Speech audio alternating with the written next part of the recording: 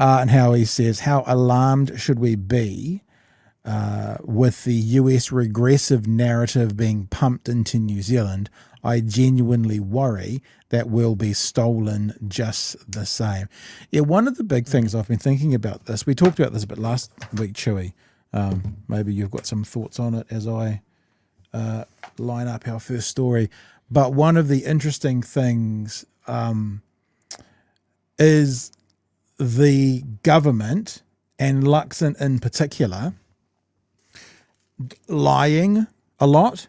Like, for example, around the capital gains tax. But the thing that makes me think of America is, Trump convinced a low IQ population, unengaged population, that China will be paying the tariffs, lied enough that, and for long enough and confidently enough, that people went to voting, thinking that he was doing a good thing with tariffs. So I have quite a large concern that we're seeing something similar. I mean, I almost don't want to give them credit for actively trying to do it, but the big thing about the US politics, which I'm seeing in New Zealand at the moment, which is concerning me, is that whole thing about just bullshitting and having the population believe it, and then be like, oh, and then they go to vote thinking, for example, that they're one of the people that are about to be hit with the capital gains tax, when really only 10% of the country is going to be paying anything. Yeah, so that's my concern around it. I've been paying closer attention than I usually do to nationals, especially their Facebook and Instagram presence, since the mega strike. And it has shocked me a little bit, and especially with the capital gains thing. Like, national social media team have been banging the drum about, hey, look, Labor haven't announced the capital gains tax, but we all know that they're going to. They're going to. They've never mentioned anything about it, but they're definitely going to do it. And then it came out, and they're like, see, and then it's just been a spiral. They have been waiting for it, and I think you're right. In the past, you could maybe go, oh, okay, well, this is a creative view of the numbers, but I can kind of see how they get there. Or this is just outright lies. It is outright lies and fear-mongering. And it's like they've taken the handbrake off. When Luxon was in Malaysia, he just went with a statement that was just 100% false. Nicola Willis, not much better. Seymour, straight onto Twitter and Facebook, and a similar sort of thing. They all went off. They set off the bomb straight away, and it was just not true. And whenever Labor are trying to go, no, look, we've been really, really open about this. It's only this, and it's only this, and like all of the scaremongering is not true. Then they've pivoted to, but can you trust them?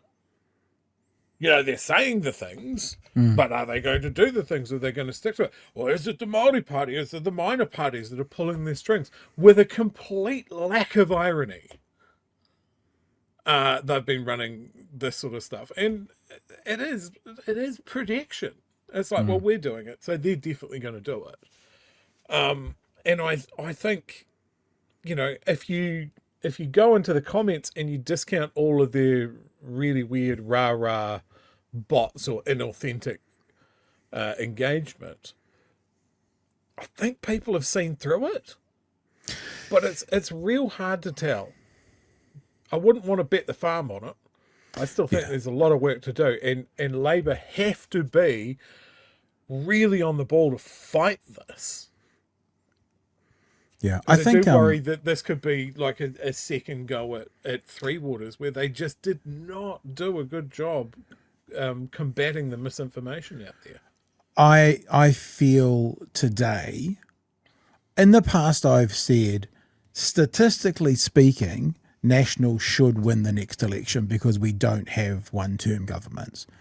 But in saying that as well, these guys are acting and seem to be being received by the government as a third-term government. Like the way that the public are responding to them is like you would see a third term government getting a bit sick of you doing it. So perhaps it is possible, but I don't know. I just kind of feel at the moment that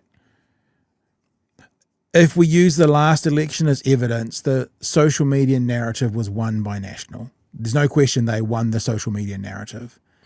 And they're getting people on board, whether it's officially or unofficially. And we highlighted like Duncan Garner last week and the bullshit being said within then the media circles.